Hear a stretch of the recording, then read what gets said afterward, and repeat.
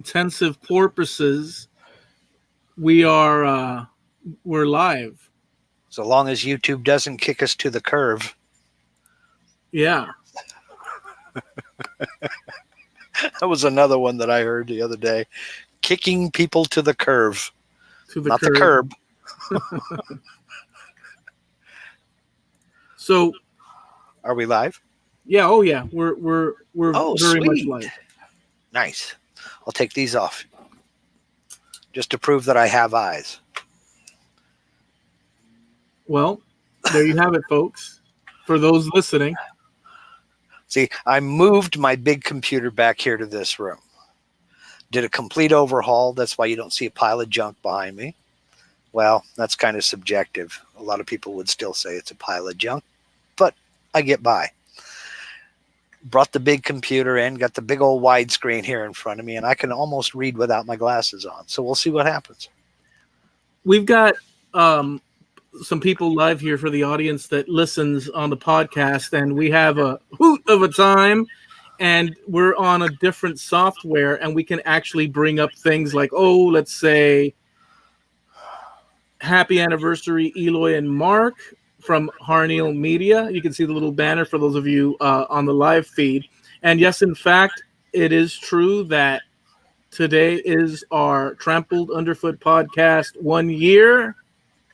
Woohoo! They said it wouldn't last, and baby, they was wrong. But I just realized what that means. We have done 52 shows without a break. Mm-hmm. We sure have. We haven't missed a single week.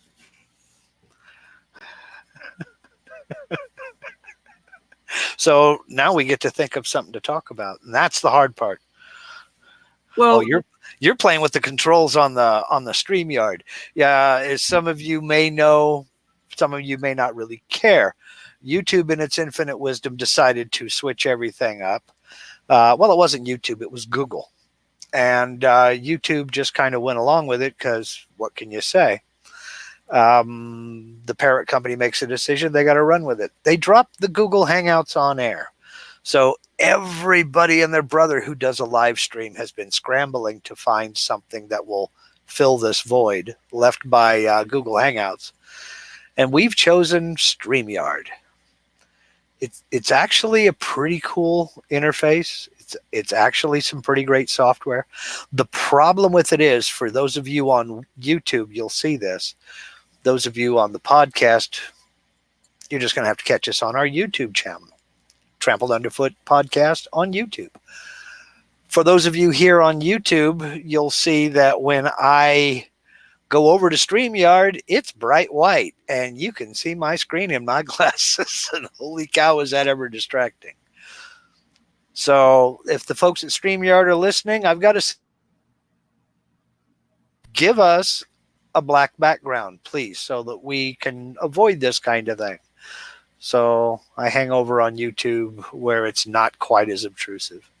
You know what I realize with these live stream, and I'm realizing it more now, because usually with the old software, when you talk, it goes over to you and I get to fiddle about. And then when I talk, I know to stop fiddling about. Well, I realize that I love to scratch my eyebrows, go underneath my nostrils.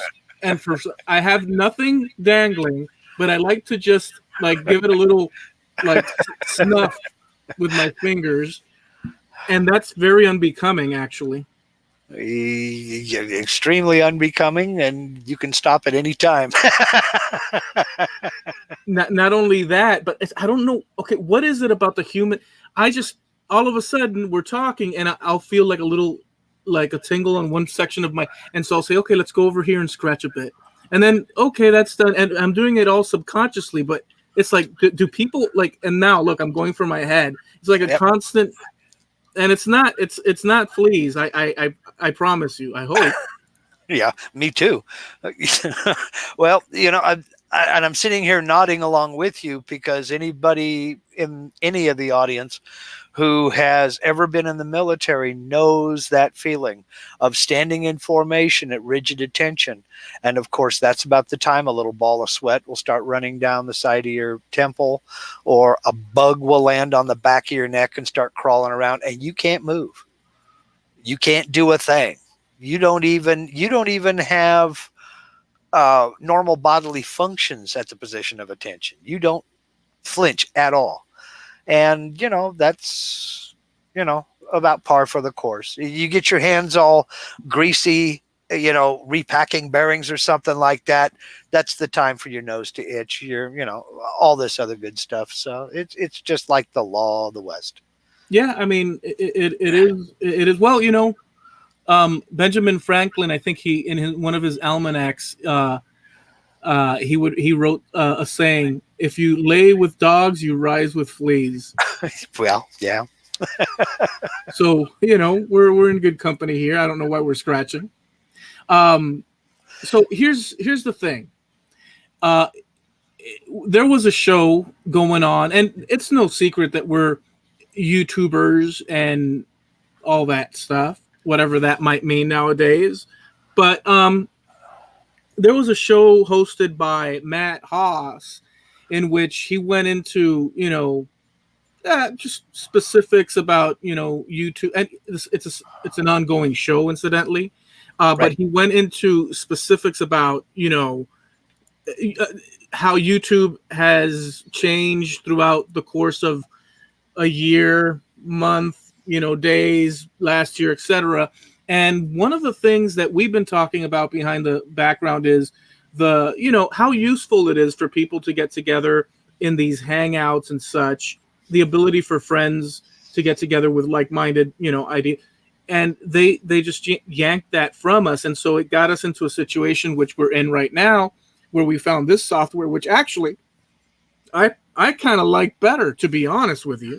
Yeah, I kind of like it myself. It's actually very cool. We have some control. Well, you have some controls that because you're the wizard behind the curtain.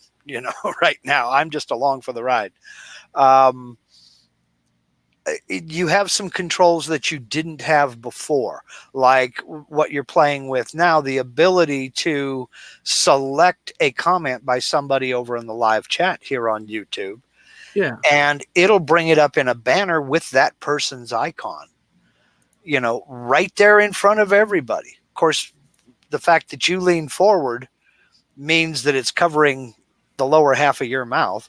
But, that's just something that you can do, something that you have to deal with. But there's all kinds of neat new controls on this. The problem is there's all kinds of different software out there, OBS Studio, and I mean, all kinds of them. The problem is getting 2 or 3 people together and the ability to share your screen if necessary.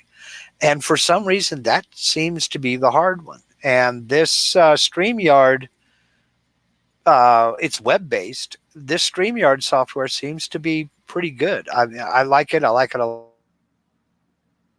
So we'll see what the folks watching on YouTube have to say. Yeah, they're saying that they like the layout, Billy Burt said. Mm-hmm. But so, for everyone listening out there, it's the thing is that we've all come together. We've met each other through a series of circumstances, as do most people do. But through the advent of this wonderful internet, explosion that we're now living through in our middle to early middle ages, and it's really night and day from the good old days. And so we all met through these different systems and stuff. And Google has and is gonna stop, offering the Hangouts, which you could go live on YouTube with. But in the background, you could create a Hangout and hang out with a bunch of friends, share ideas and all sorts of stuff, shenanigans included, and all that. And and so I've been a little raw about the whole thing with the YouTube and stuff, because I see such, just like sort of funneling in people, corralling the ability. But I guess it's just at the end of the day, uh, as time moves on, things are sort of switched around, and we have to adjust to the changing tides. Yeah, and that's basically what it is. It's a change of tide. Gosh, I don't know if you remember MySpace and Friendster and all of those. We had AOL Instant Messenger. We had the ICQ chats and things like that, or IRC chats rather. Excuse me. ICQ was the software, but this ability to stream live, this ability to go onto YouTube where you're putting yourself out in public like this and interact with the audience, that is something that I'm surprised hasn't taken off and gone a lot further than it has. I mean, there are some platforms out there that you can pay to be a part of, but most of those are geared towards the video game crowd. And so if you're live streaming while you're playing a game or something like that, that's one thing. But where you're doing like a podcast like we do, or some of the panel shows where you have 4, 5, 6 people involved in the show, that can get pretty difficult, especially establishing that connection, because 2 people can do a Skype call and put it up on YouTube. That's easy. Yeah. But getting more than 2 people with the ability to share one's computer screen, that's the difficult part. And for broadcasting, there are ways of doing that. But just starting a hangout and sending a link to a bunch of friends and all getting together and hooting and hollering, instead of down in somebody's basement or down at the local tavern, that's getting harder and harder to do. Yeah. So I've found myself as of late, because of, I guess, management in with these companies, I've actually decreased in activity online. In my personal little world, but the interaction with the Hangout thing has been a very cool part of it all. And just so that people that don't know, the cool thing about Hangouts has always been the way we use it is that, and when I mean we have a group called Makers Media Network. When you think of everything has Maker in it, so it's like it could be Makers International, it could be, and they all get tangled up sometimes. I had to cycle through the tabs in my head, the file cabinet. mm-hmm. And so, there's Dan. And so the cool thing about Hangouts is that you can leave the room open, and people can shuffle in and out throughout the course of a day, evening, and whatnot. Yeah. And enjoy it in that fashion. Whereas with all these other alternatives, once you press stop, the whole session is over with. But with Hangouts, you could leave it going indefinitely with that link, and people can come in, and it has created, for us at least, a common sort of like bar or clubhouse, if you would. Yeah. So that is a nice thing, Yeah, and that's is until the Hangouts go away completely. I mean, they're still there in the background, but it was just like that. I mean, Makers Media Network, we have a Facebook group, and the link to that Hangout is posted in one of those areas, in a special location. You must be a member to access. And most folks know, most of the Makers Media Network members know that they can go hit that certain spot and click on that link, and usually there's somebody in there. And we've got members all over the world. And there were chats going on over in the UK during the hours, because they're eight hours ahead of me, I believe, maybe 9. And there's chats going on while I'm asleep, and there's just people getting together, bouncing ideas off of one another. We do share screen, help each other with software, and all this other good stuff, and just basically help one another try to succeed and the camaraderie that comes around, the friendships made, you meet people from all over. And a lot of these people have become, I consider pretty good friends. I mean, I met you that way. That's where I met you. That's where I met Steve. And it just kind of blossomed out from there. And it's going to be sad to see that go away, because you're right. There's nothing that I can think of, no little meeting place, no little clubhouse that you can post a link somewhere, and anybody with access to that link can just come in and join. And be able to leave, because what happens is that you have people from around the world, let's say, and we kind of do in these little secret hangouts, or group hangouts, as it were. And remember, the thing is that the room stays open all the time. But the thing is, we have people from all the way in Europe, Europeans, such as Jamie Page, and he's all the way over there across the sea somewhere. And he comes in at certain time, and maybe you'll have someone like Javi hanging out, and they'll be talking, and then maybe all of a sudden Patrick's will stumble in, and they talk for a little while, and then they leave. Then you'll have someone from up in Canada, Greg, Billy, and then conversations continue. But here's the key: that I gotta go, you leave, but next day that hangout is completely sitting there open, waiting for people to come in. It's like Cheers or something. Yeah, exactly like that. And I mean, there's real life situations that crop up too. I mean, Frankie CNC in woodworking, he met Bob Lee through that hangout, and Bob Lee helped him get power run to his shop. And I mean, physically went over to his house and helped him get. That turns out they live fairly close together, which they wouldn't have known any other way, and help him get power out to his shop. I mean, so that's a real world thing. That's something that could have cost him, a couple grand. Yeah. And because of a friendship he made through this kind of a thing, he got it done. So good on you, Bob, and good on you, Frankie. I mean, heck, you don't have to run power cords no more. So.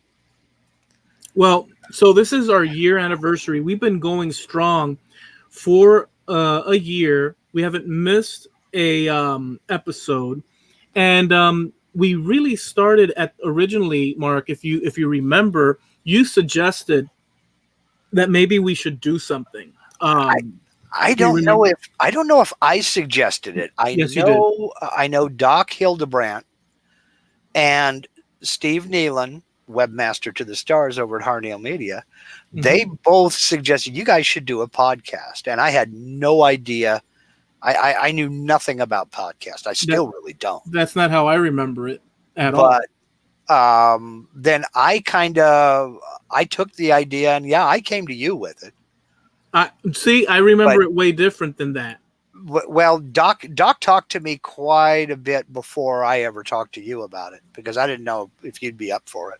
Well, see, before, the only reason Doc talked to you about it is because at one point Ryan suggested, that's Ryan Bitters from Hella 90s at this point, but from other sort of activities throughout the interwebs, Waylight Creations and all that.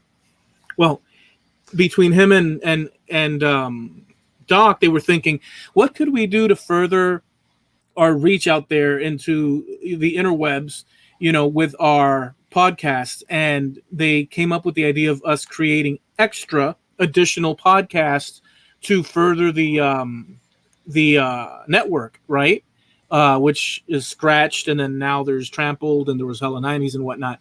And the thing is that happened later on, but earlier on, and then they probably Doc reached out to you, but I had mentioned, but that's later. Earlier on, you had come up to me right off the heels of something where it was somewhere between me dropping from a podcast or whatnot, and you were curious about podcasts. And I remember this, like I would put money down that this is true. You came up and said, "Hey, dude, we should do a podcast. I've been thinking about podcast." Now, I don't know if you were in the background talking to Doc further down the line, but you came up and said we should do something.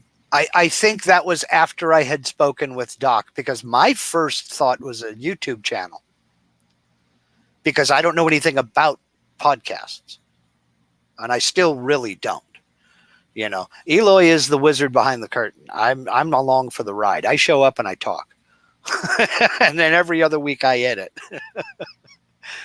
But yeah, I think that was after Doc and I talked, and he kind of convinced me that maybe this would be something to, something worthwhile to pursue. I think, I don't mean to on live, camera. I think that your file cabinet of memory, the folio of this event has been misplaced and put in the fantasy category, or the peyote, transcendental meditation, because well, there certainly is no peyote or transcendental meditation, because those are usually words that I can't even pronounce. But as far as the filing cabinet being full of mistakes, it's quite possible. and it's highly likely, because hey, I'm old. I have hard times sometimes remembering what I did yesterday, but I really don't remember if I think I approached you after Doc put the bug in my ear, because I had never thought about podcasts before. I don't know. Steve was actually in the Hangout various times when you mentioned it, because you were bringing it up for a long while. And if this is the case, then I am now realizing that your memory, in certain categories, might not be very, very much, on point, and that means that you'll be convinced of a thing, and then all of a sudden, well, did that really it fades into some sort of, because I swear to you, I believe that Mark Lindsay, I believe that Steve Nealon will be able to clarify, but maybe his memory is crappy, and so maybe that's the way it went. I just don't remember it. I really don't, because I just know me before this came along. Before this came along, I really hadn't considered podcasts, because, like I say, I don't know anything about them. So, in any event, this is our 1 year anniversary, and we're here quarreling and bickering. Yeah, right. They said it wouldn't last, and it lasted a year, but we'll see where we go from here. Okay, so let's see about memories here. What did we talk about in our first episode? We talked about something to do with life, the universe, and everything. We talked about the Beatles. We talked about the Beatles. Yes. We talked about the Beatles, and maybe we should go for full circle and talk about the Beatles. Have you seen that movie Yesterday yet? I have not. Have you? No, I haven't. I knew you weren't going to see it. I don't even know if it's playing here. That's how much of a social infidel I am. Oh, I was going to say cultural infidel. Well, both social and cultural. I don't even know what's playing at the movies. It could have come and gone already.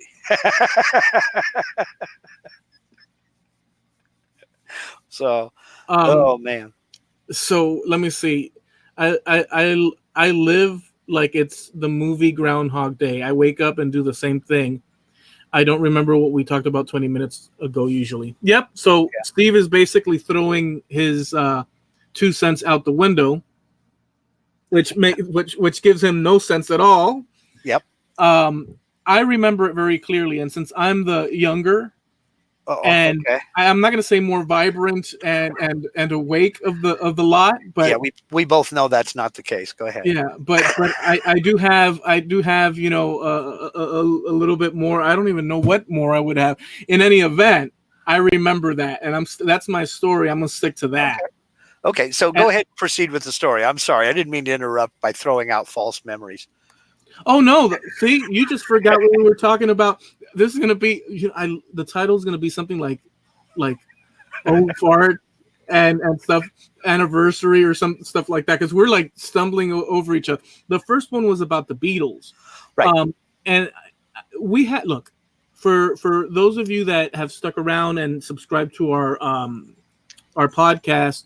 We talk about so many different things, but we really enjoy the interaction, and we go into stuff like the Beatles, music in general, pop culture, history, just everything you could possibly imagine, and really personal history as well. And and really, it's a fun adventure, and it's surprising to me that after a year, we have been able to. We can really talk now, can't we? That's my surprise. Well, but but we do this, and that's where the ideas kept coming from. We do this sitting in a hangout. I mean, somebody will say something about a guitar. Oh, that's a cool guitar in the background. And Steve mutes himself and kind of leans back in his chair and takes a nap because Eloy and I are taking off for an hour talking about something, talking about guitars, or talking about artists, or talking about music. I mean, and I know that they kept prodding us to do this, but that's the way we are off of this thing anyway. So, this is kind of natural. Yeah, I mean, so going to the first episode where we started this, we had no idea. One of the biggest surprises for me is our ability, because we do have our combination to go back and forth, and when one drops off, the other one picks up, like bam, and it's just a continual back and forth. There have been rare occasions when we are sort of searching for conversation and whatnot, kind of like today, but Yeah. but not really, because No. the whole thing is it's an interaction, and what happens. But that first episode we talked about the Beatles. The other day, Jim Dockrell sent me a link. Actually, it's funny because it was on Matt Haas's show, All Things YouTube, and he said, "Eloy, have you seen the link I sent you on Facebook? Have you seen it?" And so I went to check it out afterwards. I had seen this before, but he reminded me there's a channel where they talk about all things Beatles, let's say, and they go into real detail about the recordings, and the little artifacts, for instance, left inside Beatles recordings, which we all that are Beatles fans would remember putting on headphones or two speakers far apart, hearing ghost noises or different types of little, arbitrary little clinking sounds or something like to that effect, Right. on Beatles records. And well, this channel, what they do is they emphasize what you're listening to, what it might have been, and this and that. And they great video as well as the audio, and they'll play the section and reveal the sections that were hidden away, like a guitar lead that George Harrison had abandoned in an earlier recording, but because of the limitations of music at the time, music recording, they couldn't eliminate it altogether, so they buried it in the track above another guitar and stuff like that. So that was kind of an interesting thing. So I suggest you guys. I don't know, Jim might be able to tell us what that channel was, but boy, it was cool. I'd like to link to that because I'd like to check that out. That's right up my alley. I like little Easter eggs and little hidden things like that. I know they used to, sometimes on purpose, but more often than not by accident. I know little things got left in. I mean, maybe a tape was stored to where a piece of a guitar track was lying over a piece of a blank. So when you played it through, you had a little bit of a bleed over, I still to this day don't know if it's intentional or if it was accidental, but on Led Zeppelin's, oh my gosh, I can't think of the name of the tune now. The title of the tune just flew out of my head. Starts out, "Hey, mama said the way you move." Anyway, you play that, whether it be on CD, album, Living Loving Maid. Yes. You hear Robert Plant start singing before the song starts proper. Now, I don't know if that was intentional, or if, as I say, the master tape was stored in such a way that it kind of bled through into the blank area. Yeah, But they didn't have the you have that little bit of a ghosting just before it starts. yeah. You know, They didn't have the ability to completely, unless they wanted to. So they would take the drums and bass, let's say. They had 4 tracks, and they would take the drums and bass and maybe a third instrument, maybe a tambourine or whatnot, as an example. It could be any number of combinations, but if you have 4 tracks, that means that on the tape, you can record 4 sections layered together. So what they would do back in the day in order to create these huge orchestral things, you had the choice of going live, and everything being put in together. right. But usually what these rock bands that we're kind of interested in would do is that they'd get the drums, bass, let's say, as an example, and the tambourine. They'd record that bit. Then they'd jump in with the lead vocal or a guitar or the 2 guitars, a piano, and then they would fill up 3 tracks. And if they needed more instrumentation, they would then bounce. The word is bounce those 3 tracks onto another, or even do 4, take another tape and record all those 4 and mix it down into 1 track on a new tape. They'd keep bouncing that until they filled up, the song to their liking. But as you did that with tape, you lost quality. Right. And by the way, we were both wrong. It's not Livin' Lovin' Maid. It was Black Dog. Jim Dockrell is absolutely right. Livin' Lovin' Maid is not. That's not the one that I'm thinking of. Oh, so then it's So confirmed. it was Black Dog. Yes. And I just checked the lyrics. He's 100% right. With the echo preceding the vocals. Yes, that's the one, Jim. But I thought it was odd too. I like that kind of thing. The little things interspersed in between tracks, things that maybe you weren't supposed to hear, things that you'll absolutely miss in a crowded room, or even sometimes when you're by yourself, but you'll pick it up on headphones and go, wait a minute, did I hear that? Let me go back and check that out. I like that. So I've always liked that kind of thing. But then again, I've always liked blooper shows and behind the scene things, blooper reels and what have you. I've always liked that kind of thing. Well, now that we've talked about that, since this is the anniversary show, how about trying something to the effect of using our memory, going back and highlighting conversations or specific things that you can remember going back in time throughout our career, and pointing those out as excellent moments, or maybe not so excellent moments, or little tales that we've told out of memory. I have a bunch that I could share, but if you have any, go for it. Well, the one you were talking about, not so great moments. The one not so great moment for me was related to episode 1. And that is, I kind of halfway got talked into watching the movie Idiocracy. Oh, yeah. Which was an absolute waste to time. It really was. That probably buried you into the cultural infidel status even further. Oh, it did, man. I dug a hole and pulled more dirt over me. And it's like, oh my God, that was a waste of time. But one of the worst movies I've ever seen. The premise was okay. The premise was actually pretty fun. They just did not execute. Just for the record, I offered that movie not as a viewing for your viewing pleasure, but of the absurdity. Or did I offer it? Yes, you did. You said, but you only said it once. Okay. Well, because of that one time, then you've refused to watch everything except one particular series, which we mentioned in an episode, which was Norseman. Yes. Which you did like. I did take, and that was one of the highlights of the year, because you did recommend that series on Netflix, Norseman, and that is worth a watch. That is a fun series. That's a real fun series.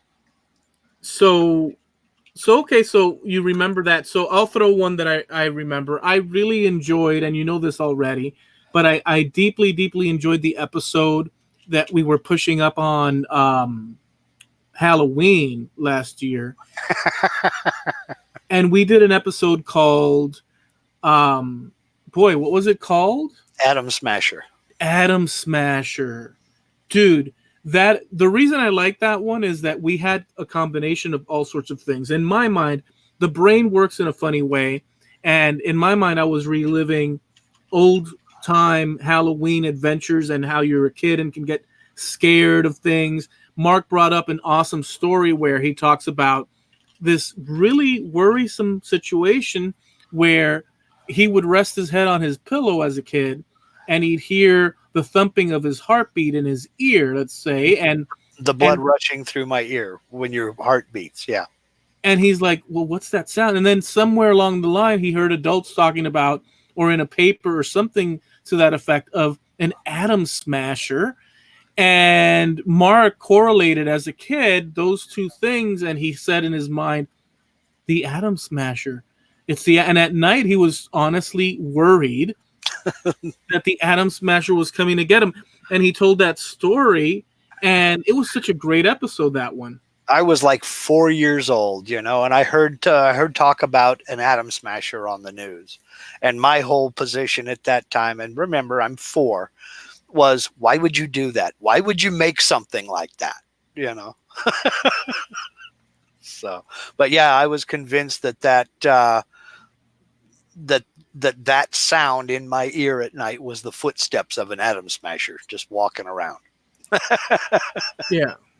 So that was one of the great. Another one that I really enjoyed too was, for some reason it stuck out, is the one where we talked about that back in the day we used Google and Amazon to purchase things online, and we went back to the times of the Sears catalog, and remember that one? Oh yeah, Sears catalog, Montgomery Wards, and all the rest of those.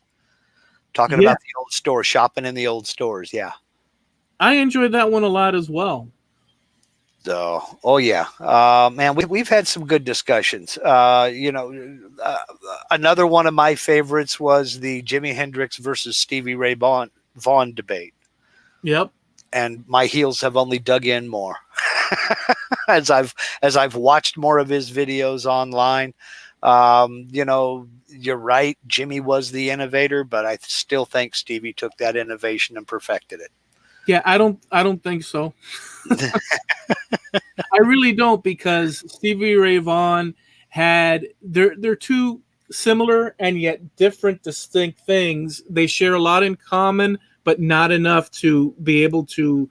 So Jimi Hendrix, the recording side of it was very dynamic in that the guitars were processed and tore into a la 60s psychedelic style, whereas Stevie Ray Vaughan had modernized tape recording and so on, and his guitar was basically, the sound of his guitar was unchanged in his recordings. He had specific couple of sounds for his guitar, and his methods were like, this is my style, and we're going to play now the next song and the next song. And I'm not taking anything away from that, but it's a different style of thinking about recording.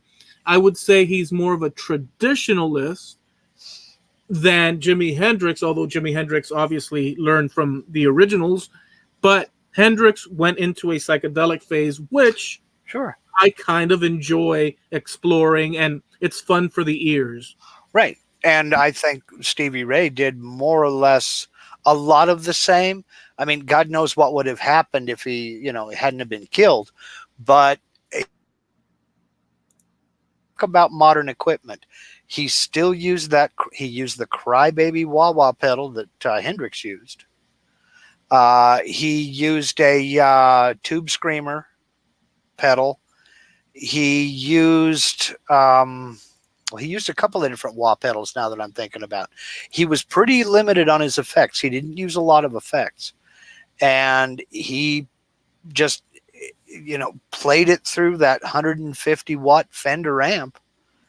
And that was it. It was the pickups, his tech, Rennie Martinez, did something with his pickups, something that he still won't talk to other people about. But he was always changing things up, always trying to make it different. He did have that tone, he did have that ability, and he had that talent. And the thing I liked about him was he sounded just as good live as he did in the studio. It didn't matter. You can watch Live at El Macambo, and he sounds just as good live as he does in the studio. And a lot of performers are not that way. I mean, his debut album, Texas Flood, was recorded in 2 days in Jackson Brown's studio.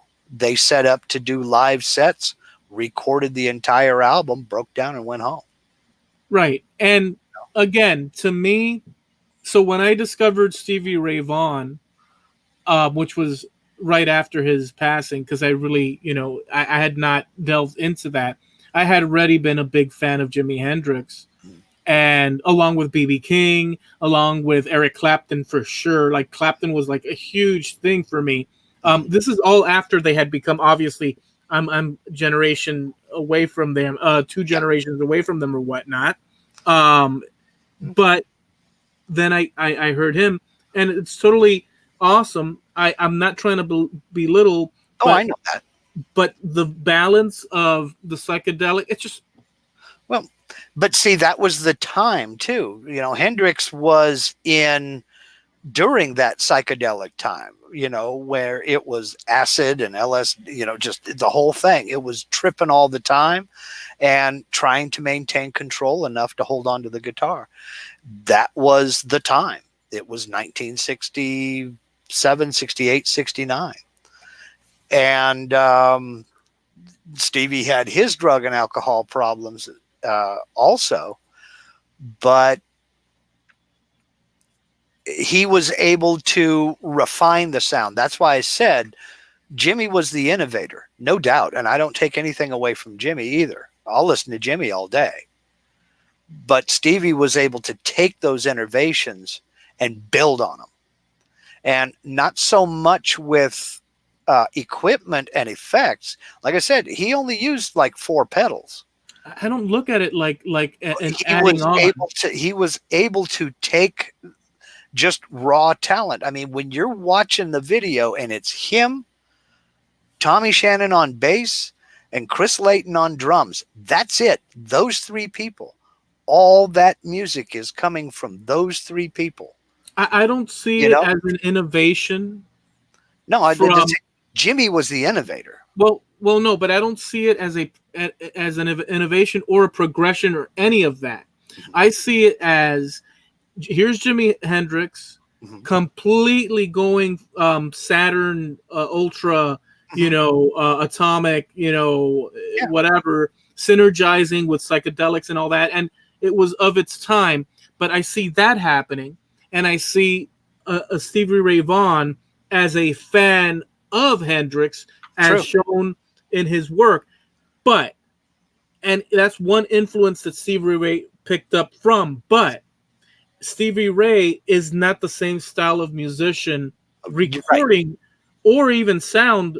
You know what I'm saying? Like virtuosity. I will say that because Stevie Ray Vaughan didn't use the crazy amount of distortion that Hendrix used, I do have to say that it's a cleaner sound, and a lot of people appreciate that much more than, say, Hendrix crazy, distortions and just going off the rails with the sonic, overload and whatnot.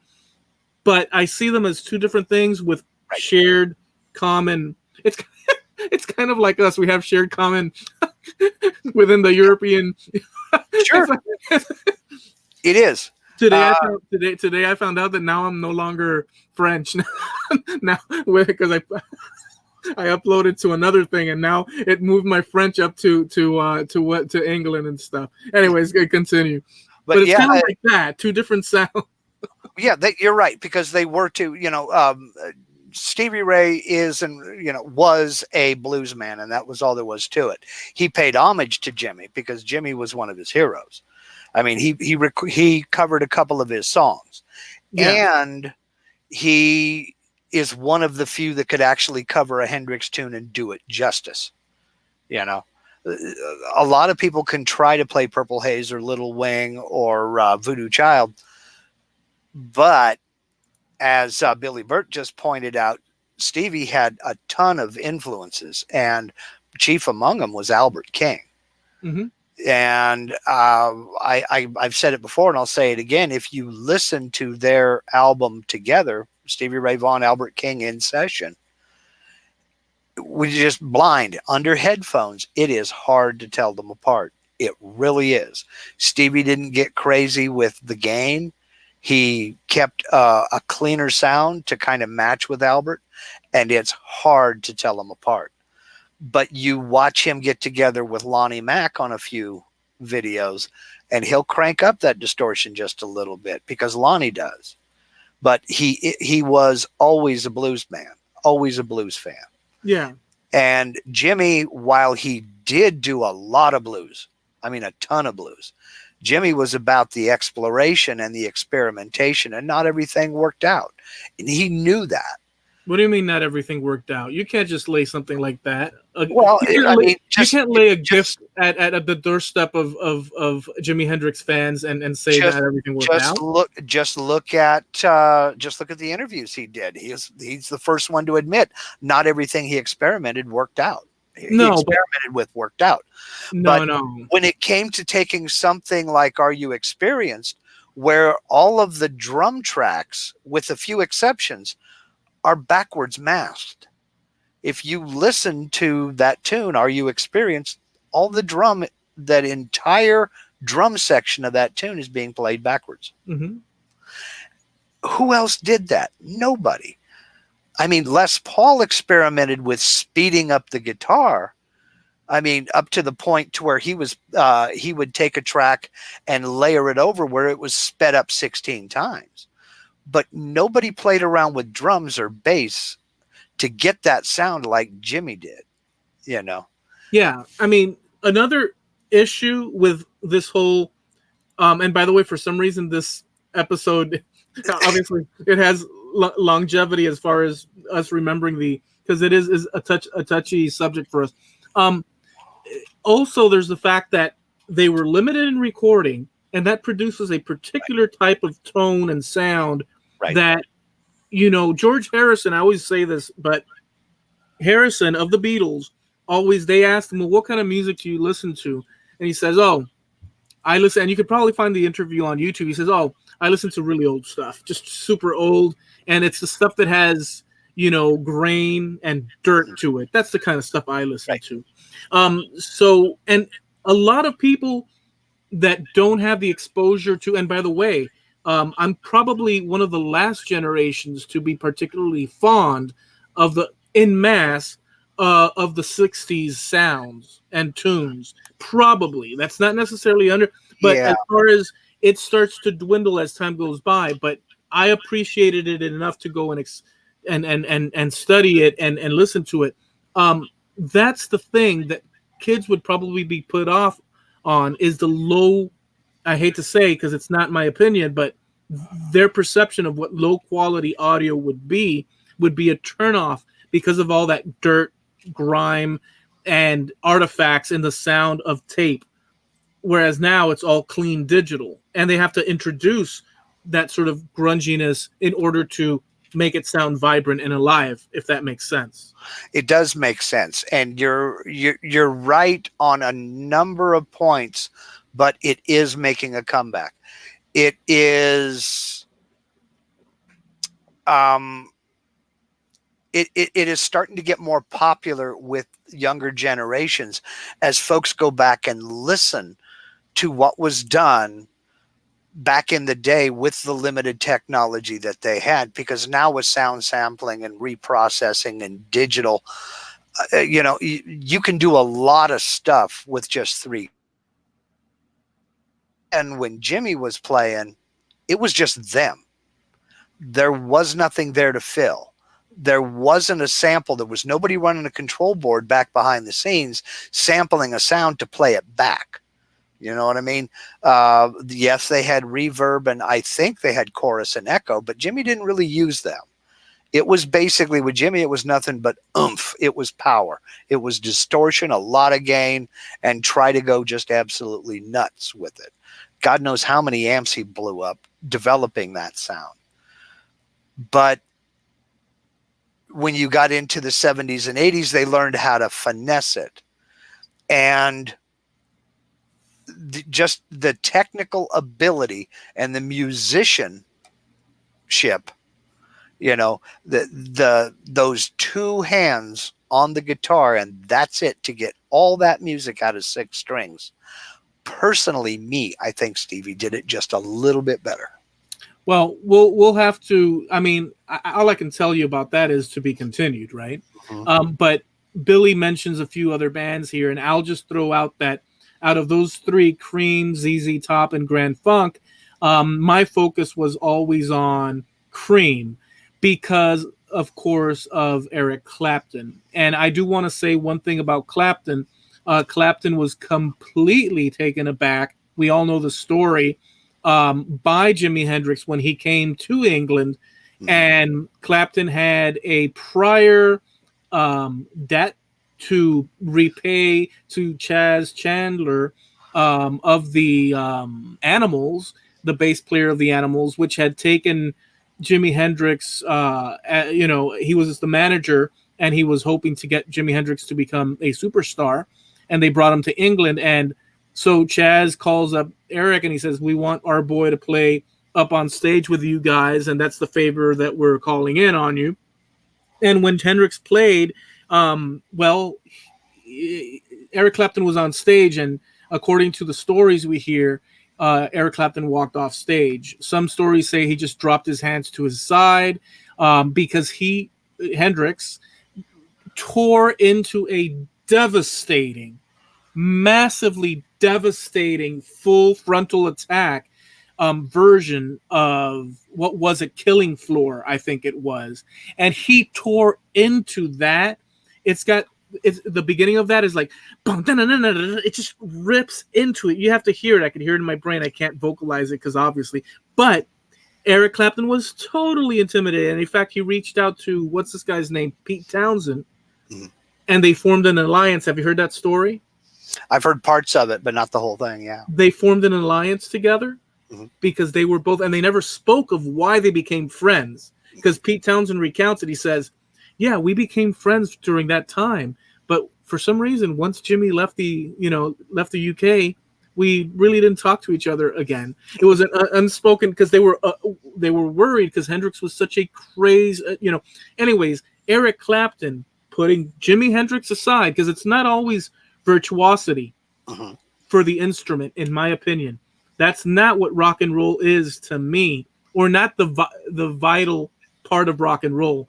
It's getting that vibe out there. Even if you're like basic chunk chord, but you have some sort of dynamic going on, a la Bob Dylan, let's say, in another sphere. Cream was super virtuosity. Yeah, I know what you mean. They kick butt. And because if you say virtuous, to me that sounds like something like out of the Bible or something. Anyway, but I bet it means the same thing. So virtuoso. Cream were also a bunch of virtuosos, and they kicked butt too. So I kind of loved Disraeli Gears. That album to me was my favorite, and I could play it forever and ever. Sorry for rattling off so long. No, that's cool. Just looking at those three bands, Cream, ZZ Top, Grand Funk, it depends on the mood. But see, you come at this from a different angle than I come at this from. You're a musician. I'm not. The only thing I can play is the stereo. So I'm the guy who's listening, and I'm watching them when they're performing live. And so if I'm in a ZZ Top mood, I think Billy Gibbons is kicking some serious tail. When I'm in a Cream mood, I know Clapton's kicking some serious tail. Nobody's mentioned Jeff Beck. And I love some of his stuff, after the Jeff Beck group. Yardbirds, Led Zeppelin. I mean, it just depends on the mood and what I'm kind of listening for. Sometimes I'll slow it down and go back to B.B. King and Muddy Waters. But it's that technical ability and the ability to get that guitar to sing and basically tell a story when you're not singing a lyric. That's what I'm after. But I'm a pedestrian listener. I'm not the musician. So a big thing about audio to me, thank goodness we got into this topic because we're strong on this topic. A thing about audio recording and music to me, and particularly, it's a funny thing.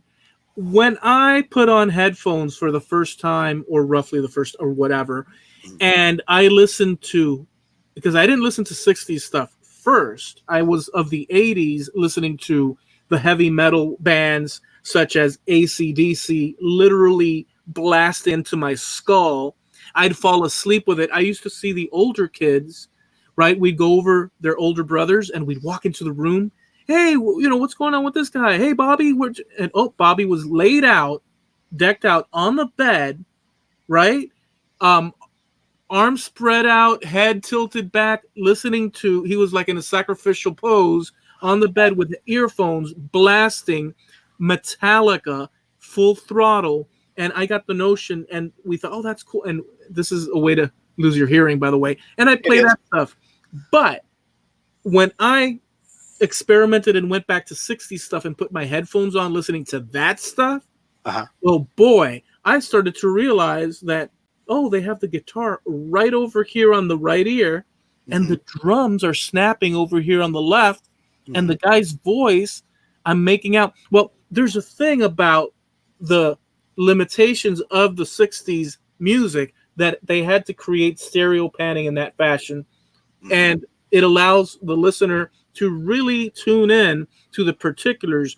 But when technology got better, they could create landscapes sound-wise where it accommodates the space as if you were sitting in a theater, where sometimes all the sounds just create a wash of sorts, and you can't necessarily pinpoint each instrument as exact as you could with a 60s track. Those two differences are a big deal that maybe it's subliminal for some people, but I was quite aware of.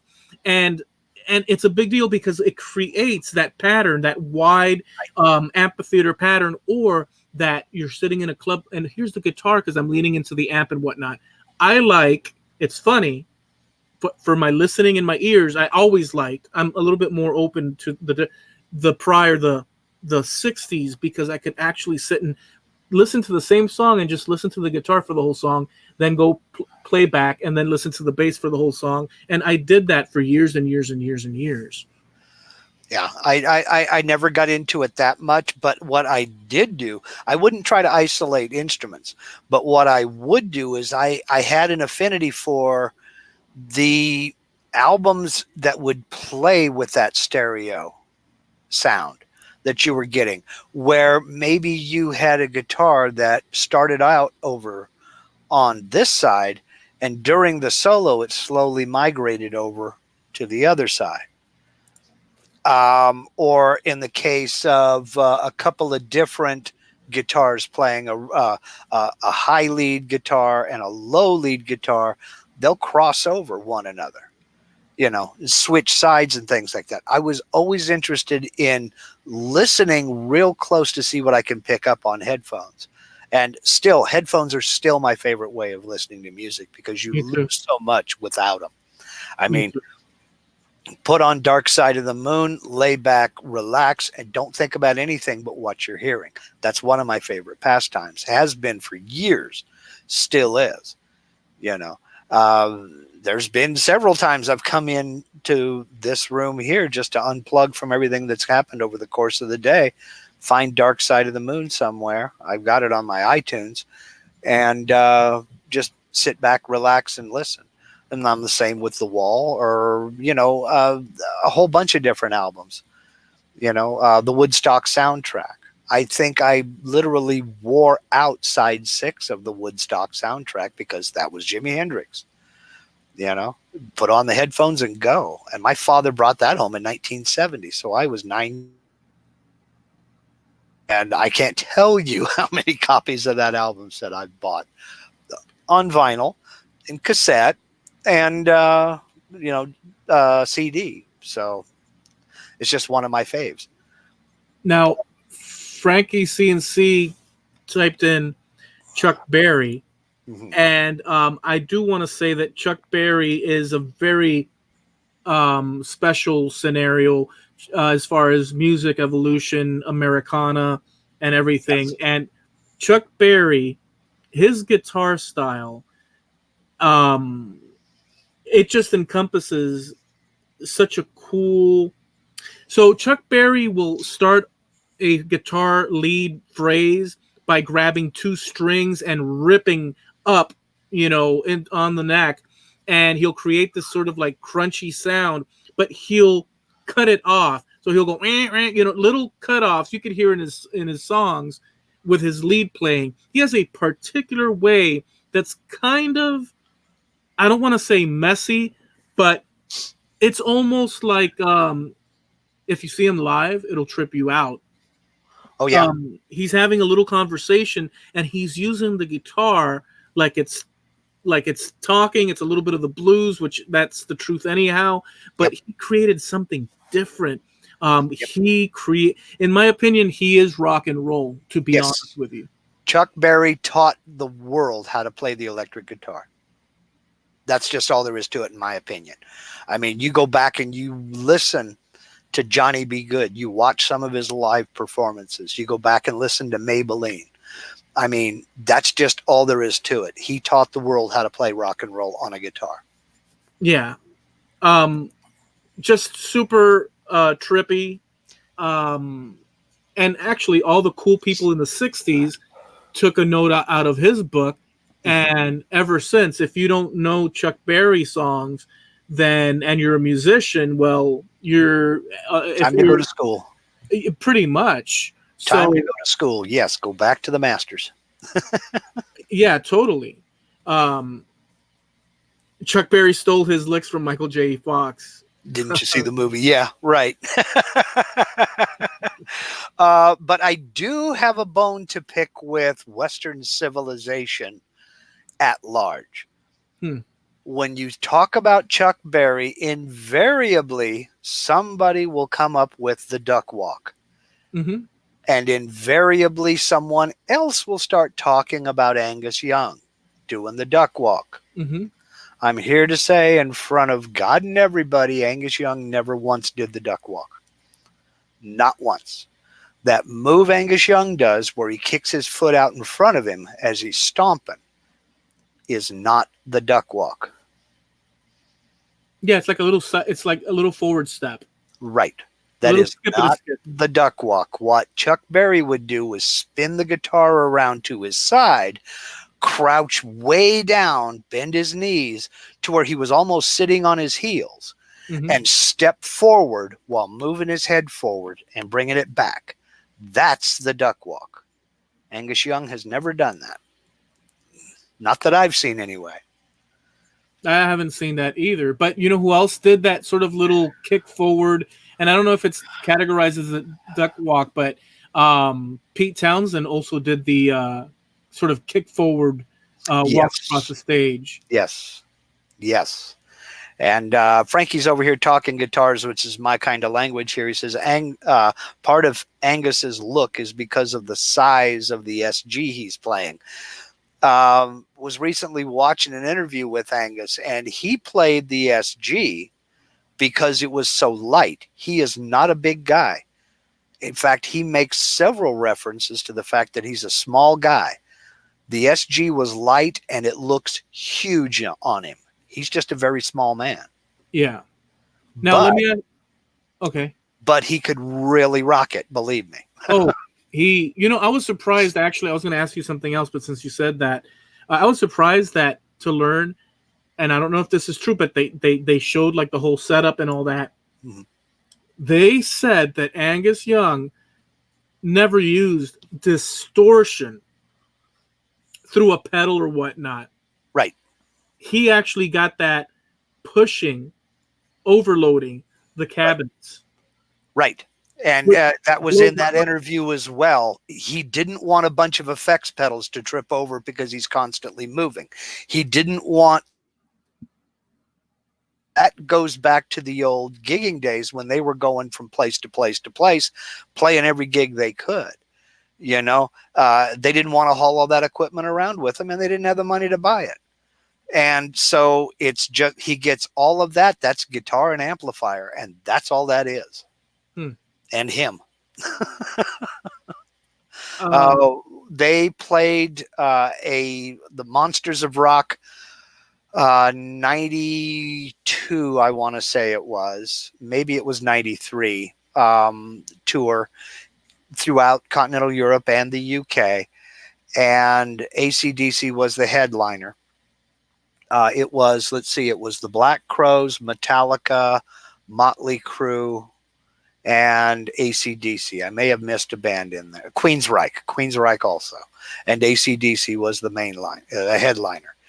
And they set up the stage right out behind my wife's hangar on the airfield. And they basically build their drummer into the kit. I mean, it's all on roll around pallets. And Casey just came into the chat and corrected me. That was 1991 because you're right. We left Germany in January of 92. The drum kit is basically built on roll around pallets, and the drummer gets in it, and a couple of stagehands shove that rear pallet up behind him where he's got drums and cymbals back there too, latch down a couple of latches, and he's there for the duration. He doesn't get out of that sucker unless he's carried out or the show's over, one of the two. But my dog is snoring. I don't know if you hear it. No. He's sitting on his tummy and he's snoring. I'm sorry. Go ahead. But Angus, his equipment consisted of huge Marshall stacks and him on a wireless. And he wanted no cables. He didn't want any of that stuff because the guy is in motion constantly. They come out on stage and he doesn't stop. He even, you know how when they'll take a break, the drummer will do usually a set, some drum solos and everything, and the rest of the band goes backstage. Angus doesn't. He comes out and he plays with the crowd and does all kinds of just goofy stuff to get the crowd involved and hyped up and keeping them going. He didn't take a break. And then, Malcolm Baughan and Brian Johnson and the rest of them would come back out and they'd pick up where they left off. But that guy was in constant motion the entire concert. Never stood still. It was a hell of a show, by the way. Do you prefer... Because when I first heard AC/DC, it was when the Black Album had come out. Back in Black, yeah, okay, yeah. And I didn't, and we also had as kids, because the older brothers would give us. We also had Highway to Hell, and I'd look at the cover and say, "Oh, it's got devil horns," and this and but the blackout, it's all, and there was an element of that and stuff. But this is the old singer and this is the new singer because he died, and this one did, and this is the new one, and it was perplexing to me as a kid, that whole concept. It's just a whole complicated thing. And so my question to you is, do you like the first AC/DC or the second version of AC/DC with Johnson in it? Yes, I like them both. They both have their place. I like them both. One of my absolute favorite AC/DC songs is Ride On, and that's Bon Scott singing. Mm-hmm. It's actually a slow, bluesy tune. Mm-hmm. And it was on a couple of albums. It was part of the Maximum Overdrive soundtrack I think it was on Who Made Who. on the Who Made Who album. Yeah. Yeah. But it's a slow bluesy tune. He's got an excellent voice. Yeah. And that song is just, it's a kick in the pants. But then again, Brian Johnson, I mean, you can't deny the guy's got skills. They both have their place. I can't imagine Bon Scott singing Back in Black, and I can't imagine Brian Johnson singing Dirty Deeds Done Dirt Cheap. Now I know he does in some of their shows. I think they could both do each other's music. Would be able to do. I don't know. I think certain songs are Bon Scott's and certain songs are Brian Johnson's. I like them both equally. I don't have a favorite in that fight. My favorite by far AC/DC track is, what's that song that I forget? My favorite, and I can't think of it. We are getting a little old. Where they say, oh crap. I can't remember the darn. She was a sex machine. She kept her motor. You Shook Me All Night Long. That's my favorite of the AC/DCs. And that's Brian Johnson. Yeah. Yeah, and that's from the Back in Black. That now in total, Back in Black is my favorite AC/DC album. I also like Flick of the Switch. I think I'm one of the few that's even heard of it. But that was Bon Scott. I like, I don't know. I don't know that they've done a bad album. No, I like them all. Yeah, it's just you put one on. But AC/DC is not music that you play to get in a mood. AC/DC is music that you play to get out of a mood. Because it's nothing but 100% from the minute you drop the needle on that album, both sides. It's 100%. You know what my favorite it doesn't stop.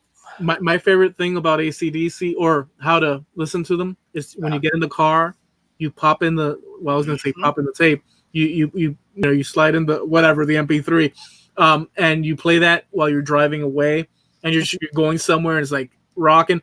That to me is one of my favorite ways to listen to them. Oh yeah, me too.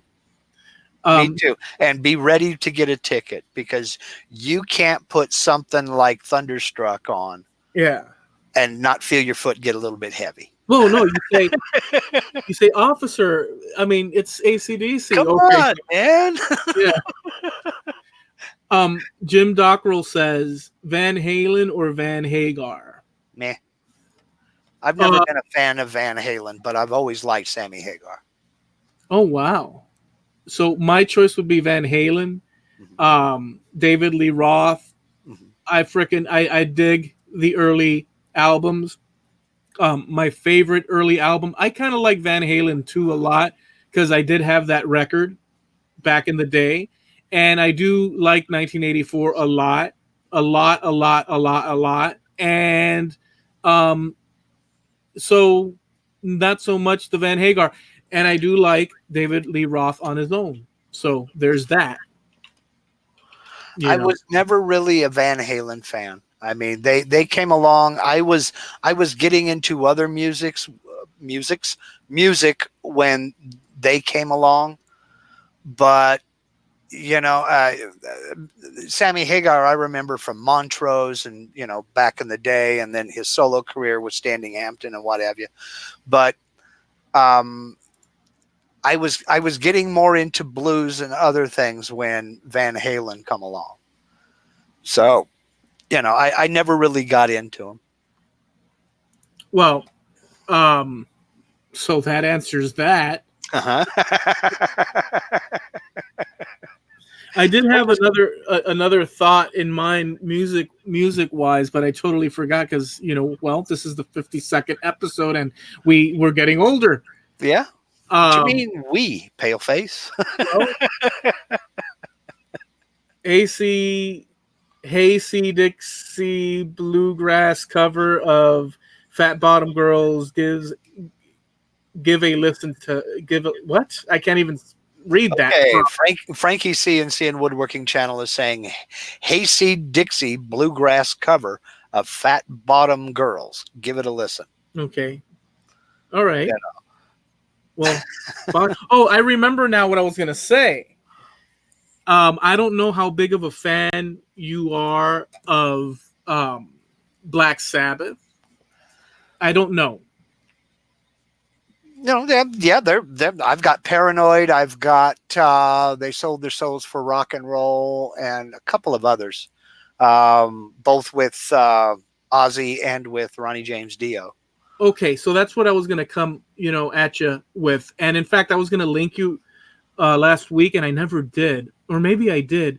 Dude, I found the most amazing YouTube channel, and I guess this particular episode, he runs down this rock and roll guy from who knows where, and he totally gets into why Black Sabbath, each album, why the cornerstone of awesomeness and what's not awesome. He goes into it big time. What a great, it's like an hour long, worth every minute, because the guy really explains things and you sort of argue with him sometimes and whatnot. It's just great.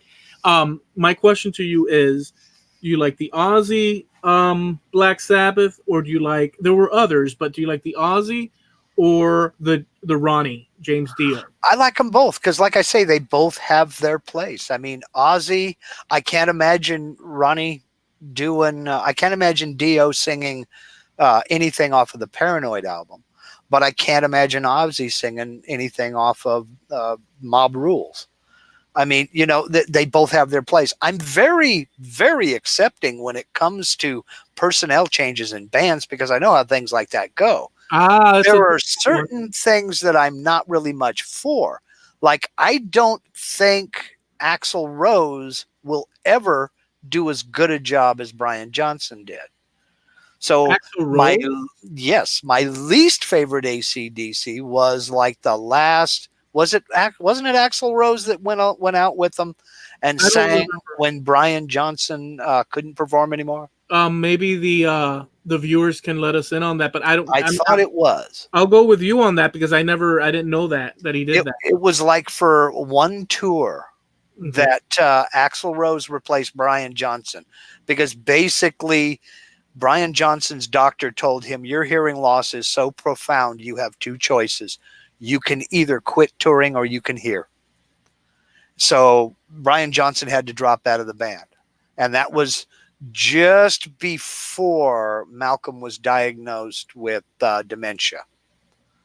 Oh. And Axl Rose stepped in to finish up a tour, and it absolutely was rotten. I mean, I've seen a couple of live clips of it.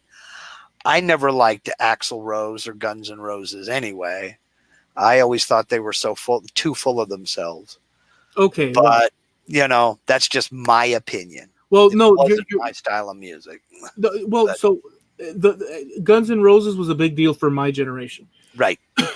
Super big. And honestly, yes, they were at the pinnacle of just overbearing. Look at us, sparkly, more leather, more hair, more makeup, more. And yeah. And because of that, Nirvana was able to come in and ruin everything for music, from that point on.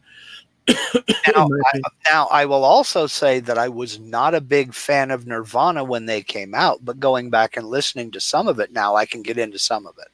Oh, they were great. Yeah. But my issue with them, which I've talked about extensively already, is that the grunge I don't want to say self-hating, but the diminishing of what it is, of what is, the diminishing of, hey, we're rock and rollers and people are coming up. Well, they would always downplay the fact that they were famous and that they were this and that. And it was the whole attitude of grunge, right? Yeah. Well, they also had this other dark part, but the darkness and that sort of like lethargic and negativity and this and that, it spanned for maybe a full decade. I mean, I was wearing flannel in South Florida because that was the thing. So were many other people. We were walking around wearing flannel. But the Jeez. point is that it became too negative. The 80s had all these variety of, but the grunge kind of went so negative that now I resent it. I resent it. It's just, to me, it's just another genre. The one I miss, the genre of music I really miss, is Southern rock. I mean, you get into bands like Blackfoot, Skinnerd, Molly Hatchet, the Outlaws. I miss those groups. Mountain. I miss that style of music, and I do wish it would make a comeback. I mean, God, how many Molly Hatchet albums do we have? And that's just good music, and it needs to make a comeback. That's right. I said it, and I'm proud. I'm going to offer a. This is going to be tough, particularly as an offering for people to listen to. Do you remember years ago? And I'm gonna make a suggestion to you guys to try out, just so you can get a sense of this music. But do you remember years ago? And it's always been around, but there was a strong push in the different record stores, and they started with a international section of music. Oh yeah. And explore the international, and they made it, and you had your little cafe next to, explore and they had world music, they called it. World music. Mm-hmm. World music. Yeah. I am going to tell you that a lot of good things came out of that, because it opens the mind to different genres from around the world. But in particular, I want to suggest to you guys to have a listen to. Again, you have to be open-minded, because this is far cry from anything blues, guitar related, more close to jazz. But there's an album called the Buena Vista Social Club, and it's a Cuban album. And the reason that I'm mentioning it is because I really enjoyed it, but it was recorded in a way that is particularly amazing. There's a guy called Ry Cooder, that he's a famous guitarist here in America. Yes. He went to the island and dug out of the way, washed up Cuban musicians, Afro-Cuban musicians that were literally, just who knows where, pulled them out and asked them to record an album of traditional Cuban music. And he overlaid guitars in it too, but he held back so that it's not like but he created an atmosphere. His recording of Cuban musicians from days gone by, we're talking early 1900s sound. It feels like you're going back in time to some sort of Casablanca thing, but the audio spectrum, the room environment which Ry Cooder created, is to die for. And there's another guitarist that not enough people have heard of, Ry Cooder. And if you're a fan of the movies, you have heard his music. You have heard his guitar playing. You just didn't know his name. Everybody talks about Ralph Macchio in the movie Crossroads. Oh, yeah. Ry Cooder played all of Ralph Macchio's parts. So if you've seen that movie, you've heard Ry Cooder play. And he's another fabulous guitarist who doesn't get enough credit, kind of like Mark Knopfler. I love me some Mark Knopfler. Yeah, that's the guy from Dire Straits. Yeah, microwave ovens, half price. I'm a commercial. I have never met, and here's where we get into the 1 year anniversary argument. I have never met a more close-minded person in my life, trying to convince me to have an open mind and check out a Cuban album. But he saw one guy one time wear a headband in a video and just cannot handle anything else he did. No, but wait. He's got to suck because of that headband. No, but wait, but check it out. But microwave half price ovens, get your KFC. Do you know where that song came from? Yeah, from MTV paying the No, guy. actually, he was standing in an electronics department of a store over in England, and that's almost word for word what one of the workers was saying while they were watching MTV. That's almost word for word what this guy was saying. He was saying, "Look, that ain't working. Look at these guys. We got to do the grunt work, you know." Yeah. Yes, that is an excellent album, Jim Dockrell, Mark Knopfler, and Chet Atkins, neck and neck. It's a fabulous album. It's an I mean, absolutely fabulous album. I just okay. So, look, I'll say when I first come across his music, it was on MTV, and I saw the little video. Yeah, okay. So you know that video. What is it? The video star killed the rock. What's the song Video called? killed the radio star. Video killed her, and I think that that's kind of true to a great extent because when you see the people that are playing the music and these ridiculous videos, it's a very Right. difficult thing. But once you see that, Oh boy. you can't unsee it. You want to cringe? You want really to cringe? A good song, but you will really cringe. Okay. Dobie Gray, Drift Away. This is before there were music videos, but you had shows like American Bandstand, Soul Train, things like that. And just they would get the singer or they would get the band to perform and lip sync to the record. Oh, wait a second. Isn't that Give Me the Beat, Boys? Exactly. Oh, I love that. I love that It's an that album. excellent song. It's an excellent song. And Dobie Gray's got a killer voice. But watch the music video for it. It's Dobie Gray with an afro in that style, standing out in the field in front of a lake by himself, not even a microphone. And he has absolutely no clue what to do with his hands. He has absolutely no idea how he wants to dance. It is cringe-worthy. I've seen that video and I had no, it looks retrorifically. Well, it is retro because that's what it was. It wasn't retro then. That was the style back then. I mean,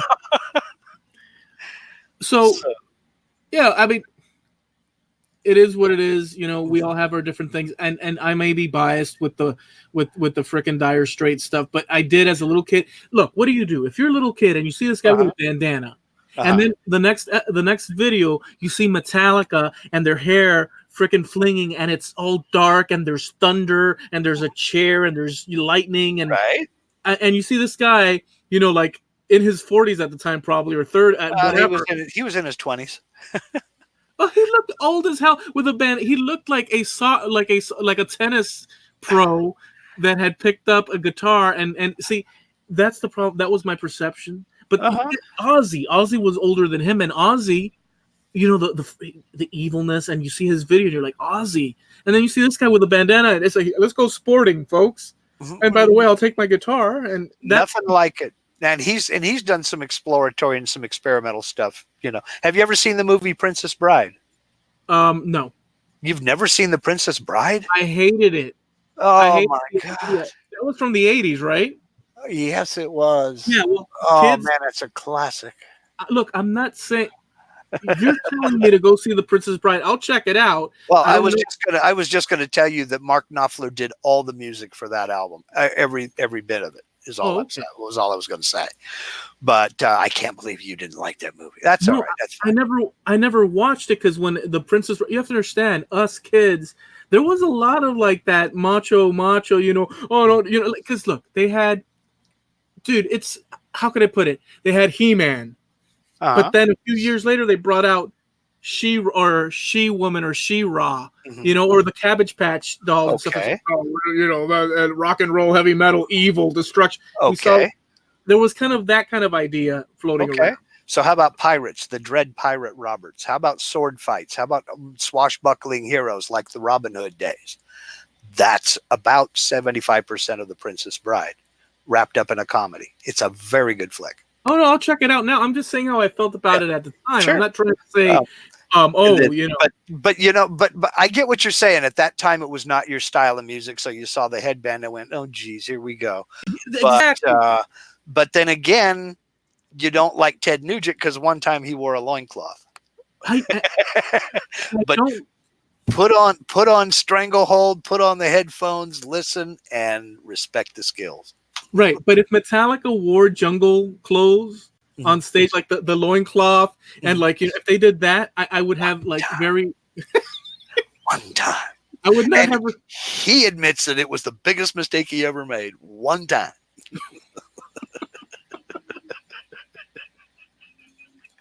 It's a disturbing. Oh. Okay, I want to top you in the category of what is it? Cringe-worthy Yeah. music Okay. videos.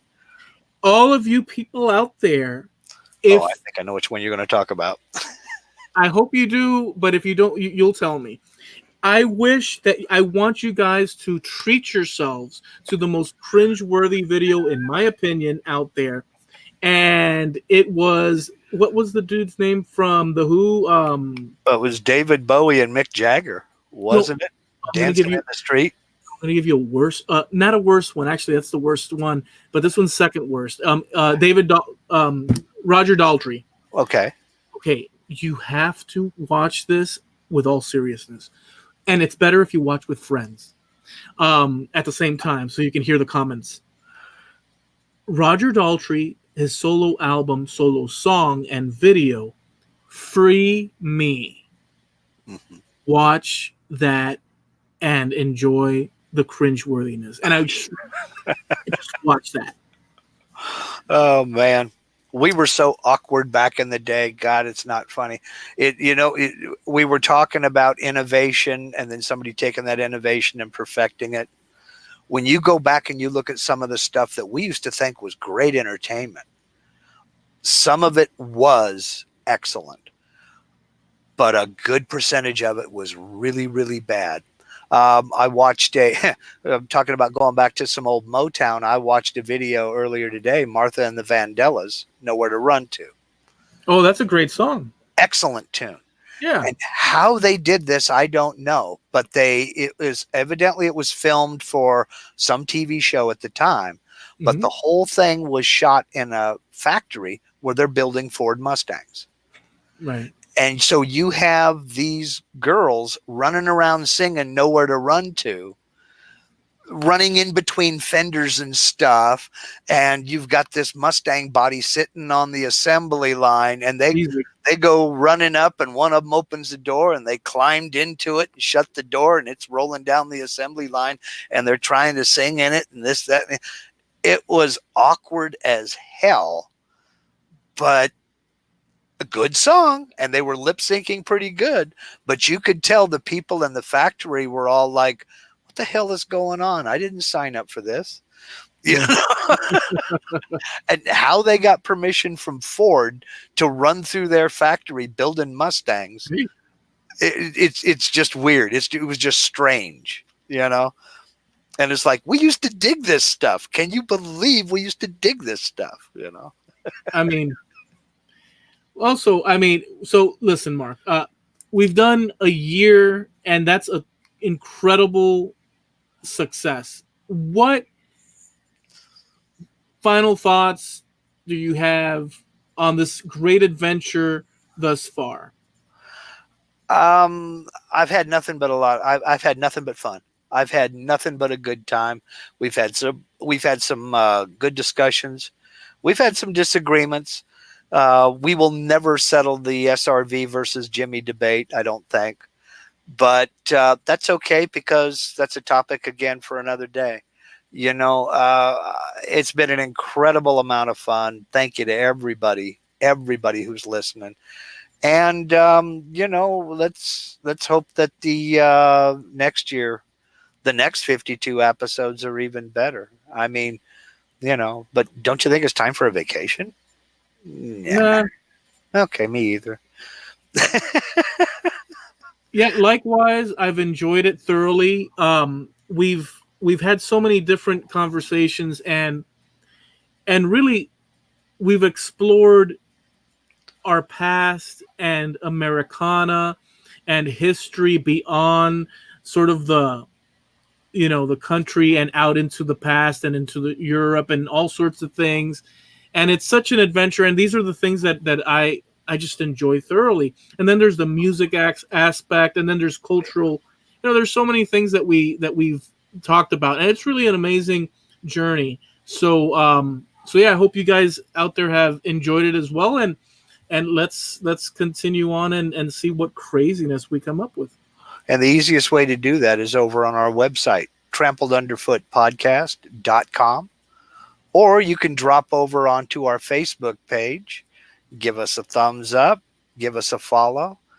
And you can also check us out right here on YouTube. Now, you have to go back a little bit, but we've got some exclusive content, stuff you won't hear on the podcast, stuff you won't find anywhere else.